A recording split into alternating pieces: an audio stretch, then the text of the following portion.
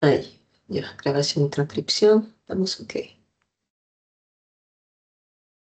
Muy bien. Muy buenas tardes en América Latina y en Europa.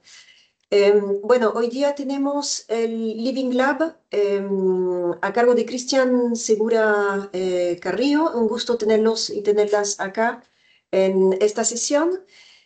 Bueno, Cristian es investigador en desigualdades sociales, es académico y además muchos de ustedes lo conocen porque realiza una gran labor de gestión en los proyectos, en el proyecto Bimodelin Casi.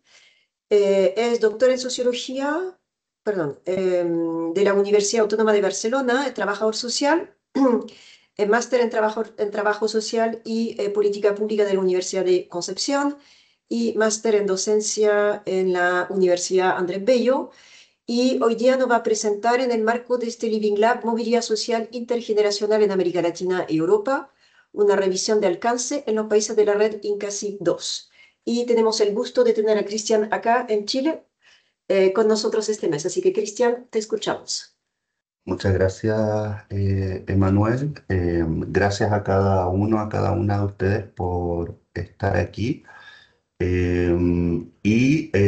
Voy a presentar un work in progress y como alguien por ahí dijo en algún Living Lab, es más working que progress, pero hemos hecho todos los esfuerzos para tratar de incentivar y motivar una perspectiva que se trabaja bastante en el área de la salud, en ciencias de la salud, y que tiene que ver con la metodología de la síntesis de la evidencia.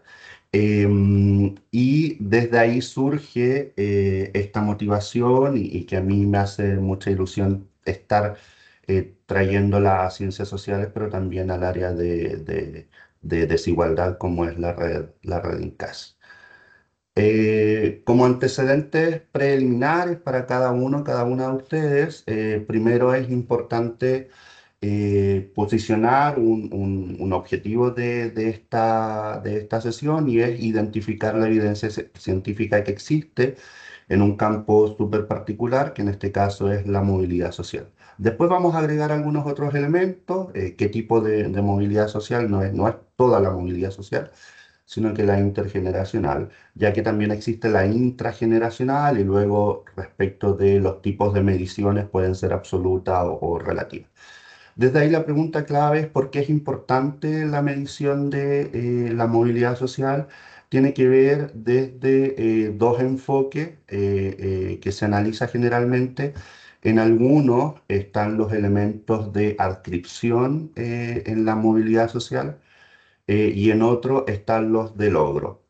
Y estos elementos que ustedes pueden ver acá en la presentación son algunos que no podemos elegir, como la raza, la clase de origen, la etnia, y otros que están muy ligados a las oportunidades sociales que nos tocó tener en un contexto X. Y la movilidad social es la medición entre un punto uno y un punto 2. Y desde ahí van a servir si es intergeneracional o intrageneracional.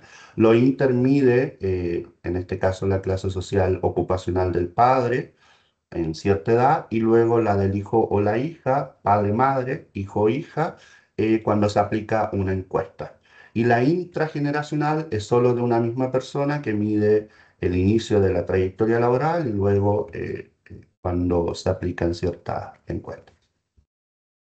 No me voy a detener más sobre elementos teóricos de movilidad porque el fuerte que quiero tener es de la perspectiva teórica de las Scoping Review, la traducción más acorde es revisión de alcance que no trata de ajustar tan bien, pero bueno, yo me voy a referir siempre a las Scoping Review.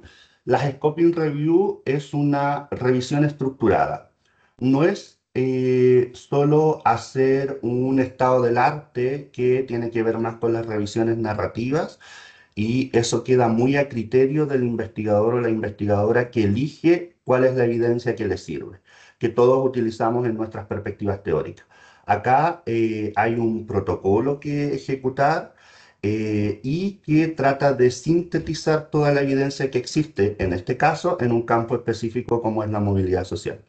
Y esta perspectiva en las revisiones sistemáticas está lo que se conoce como PICO, que tiene que ver con población, contexto, concepto e intervención, porque en salud se analizan mucho las intervenciones. Y luego surge las Scoping Review con las PCC, que quitamos la medición de la intervención y ya en el año 2005 salen los primeros manuales.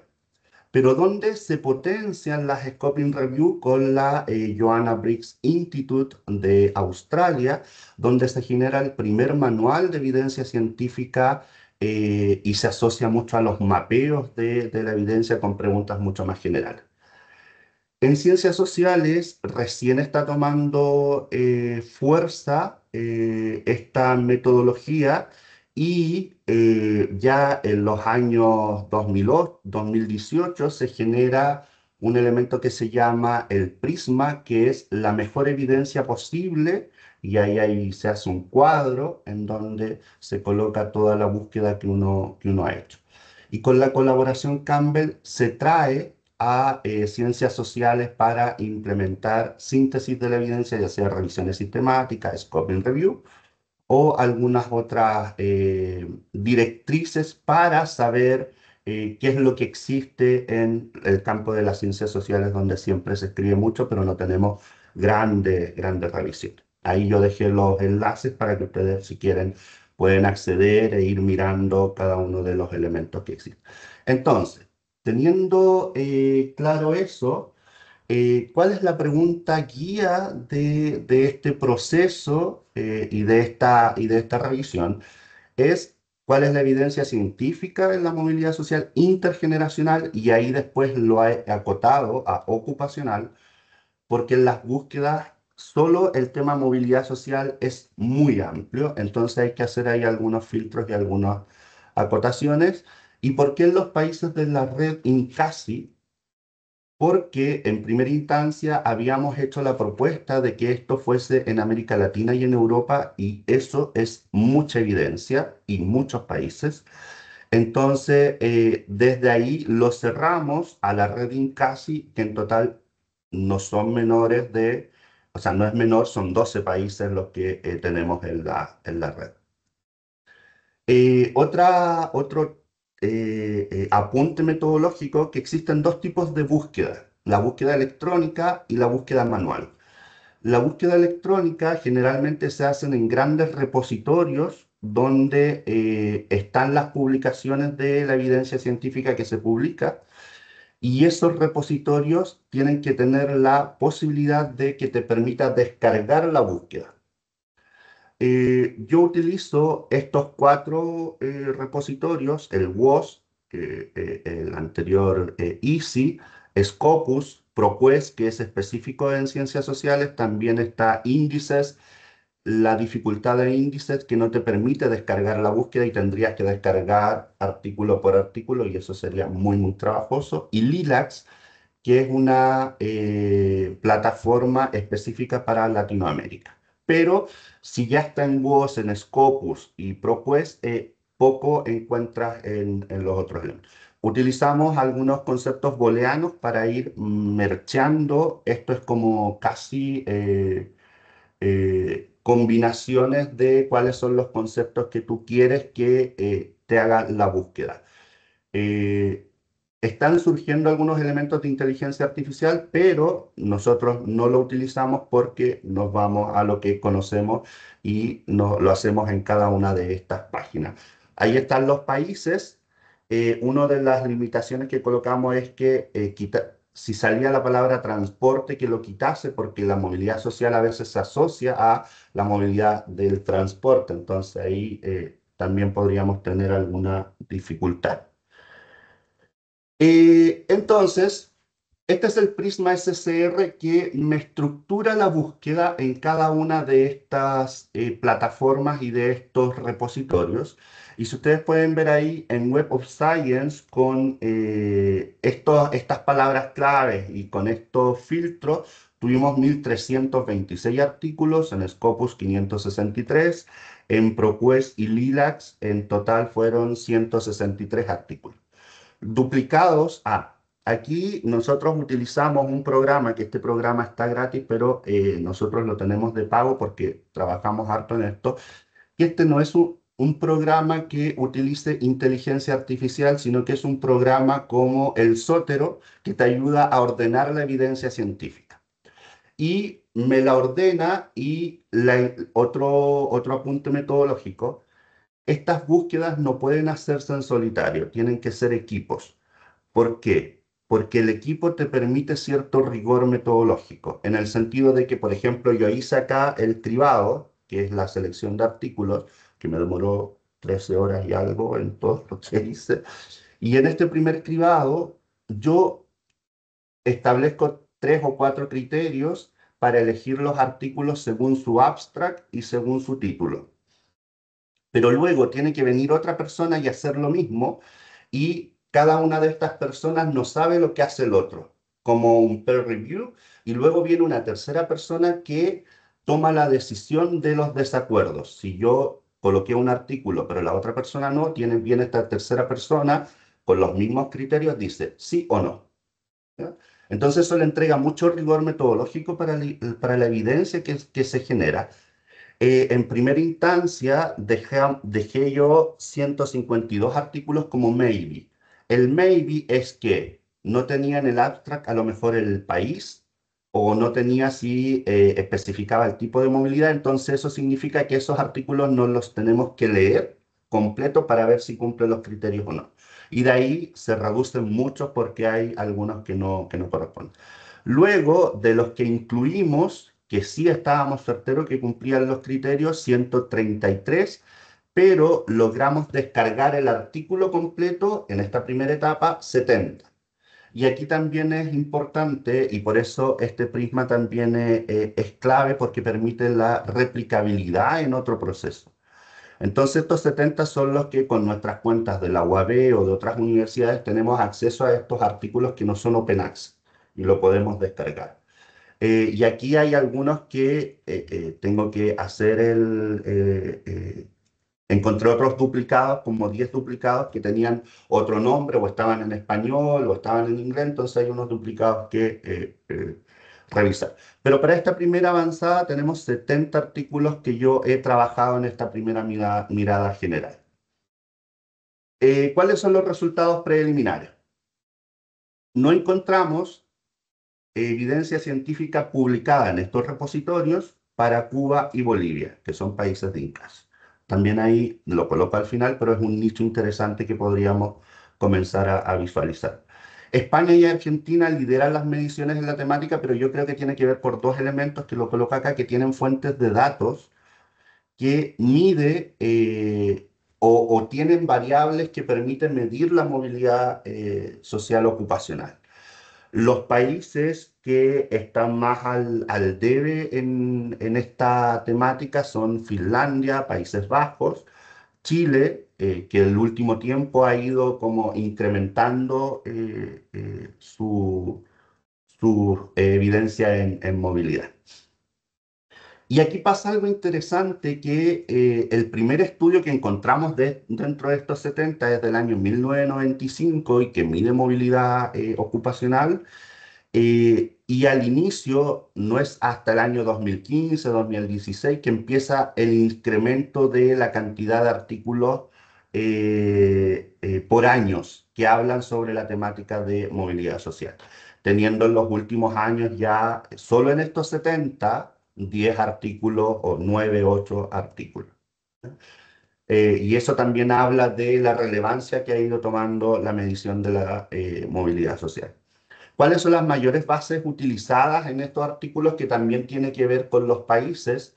Por ejemplo, la encuesta Condiciones de Vida, que es una encuesta española y en las 3 olas que tiene, tiene un módulo específico de medición de intergeneracional de la pobreza, se llama. Pero también los datos se transfieren a la EUSIL, que es la encuesta de condiciones de vida europea. Entonces, se utiliza también bastante la encuesta europea, y luego está la European Social Survey, que tiene todos los países de la Unión Europea y que de ahí también sacan datos. Y esta es interesante y aquí a lo mejor tendríamos que hacer un avance con los países que están más al debe, que es la International Social Service Program, que si bien tiene pocos datos, pero tiene datos de muchos países y cada ciertos años, ya creo que hay 3 oleadas, que mide desigualdad social. Y ahí hay un módulo que podemos medir movilidad. Las muestras, ¿cuál es el rango de edad que más se repite? De 25 a 59 años, que tiene que ver también con la perspectiva que utilizamos porque es movilidad ocupacional y los ocupados generalmente están en estas edades. Sin embargo, hay algunos estudios que miden o muy al inicio de la vida o muy al final de la vida ocupacional, que tienen que ver de 16 a 25 años o de 40 a 75 años, que parece interesante mirar esos estudios más en detalles para ver las distinciones. Los análisis, los primeros años, y que tiene que ver con un cambio ahí también en la mirada, están muy ligados a la regresión, regresión logística o los modelos log-lineal de Holt, que es uno de los precursores de la movilidad. Pero luego, desde el 2015 en adelante, los análisis son mucho más sofisticados porque también hay un cambio ahí de paradigma en la apuesta analítica. Y algo interesante que encontré en los estudios cualitativos, que los estudios cualitativos tienen una ventaja porque son más exploratorios y se han enfocado en lo biográfico, trayectorias ocupacionales, pero a veces no toman una perspectiva tan global como los cuantitativos, es decir, voy a medir la movilidad social, sino que dicen voy a medir el éxito ocupacional o la movilidad ascendente, como que son mucho más específicos o mucho más temáticos, movilidad social con un apellido. Y los enfoques teóricos, y esto también me parece interesante, bueno, el triángulo OED, cuando hablamos del triángulo OED, es la perspectiva del origen, la educación y el destino social, y ahí también hay una perspectiva teórica que se utiliza mucho, sobre todo en los estudios cuantitativos. Luego hay estudios que hablan sobre los aportes que la educación ha tenido y después hice alguna selección de resultados interesantes en algunos países. Y la educación generalizadamente habla de qué es lo que más aporta a la movilidad. Y luego está esta pugna entre lo meritocrático y lo que es la reproducción social. Y algunos estudios hablan de la persistencia de la desigualdad y que lo asocian con menor movilidad social con la curva de Gatsby, del gran Gatsby, que es una medición mucho más económica. Y en los últimos años, la movilidad social, si bien esto es más generalizado, ha ido tomando algunos elementos mucho más específicos como en el área de la salud, de pensiones o de la migración, han ido avanzando ahí los estudios. Creo que me quedan 2 minutos. Voy a ir más rápido en esto. ¿Qué es lo importante de este recuento que hice de algunos resultados? Porque cómo nosotros trabajamos, nosotros cuando hacemos la extracción de datos, generamos un formulario web y en el formulario web vamos colocando todos aquellos datos que nos parecen interesantes de cada estudio. Y al mirar el rescate de los resultados, estos resultados me parecen interesantes porque ya Brasil, por ejemplo, con Florencia Torche y Carlos Costa Ribeiro, que él es de la red Incasi, planteaban de que Brasil había tenido un aumento en la fluidez social o movilidad relativa, es decir, que hay más oportunidades, pero una disminución en el aporte económico que entregaba la escolarización y además apreciaba en esos años un debilitamiento entre el origen y destino social. Cuando hablamos de debilitamiento o estrechamiento, significa que tus condiciones adscriptivas, es decir, el origen social, va a pesar sobre el destino social que tienen las personas. Otra cosa importante, Ballet, que él también es el que hace con BRIN un cambio en la forma de medición de datos, hizo un análisis súper interesante para Francia en el año 2001 y dijo que en 40 años que analizó, desde el 2001 hacia atrás, la asociación entre orígenes y destino había disminuido un 0,5% anual y esa disminución había sido constante, que me pareció a mí interesantísimo, que no lo había encontrado en otro análisis. Y luego tenemos algunos elementos más latinoamericanos, y aquí tenemos a gente de la red INCASI que trabaja movilidad. Las mujeres, bueno, tienen más movilidad que los hombres en Uruguay. Y para la comparación entre Chile, Argentina y México, la escolarización seguía siendo el mediador más potente en la movilidad. Y otro elemento importante antes de pasar a las conclusiones, esto que yo no lo había visto en otros estudios. El abuelo influye mucho más en el estatus de los hombres y el estatus del padre, hombre, va perdiendo influencia a medida que el hombre se hace mayor. Sin embargo, la influencia del abuelo no disminuye en el tiempo, que me pareció súper interesante que hicieran este análisis para la movilidad social de estas especies. Y un elemento interesante que en España salen los primeros análisis cuantitativos de donde se evidencia que la experiencia laboral tiene un efecto significativo en la movilidad intergeneracional, que tiene que ver con lo inter y lo inter.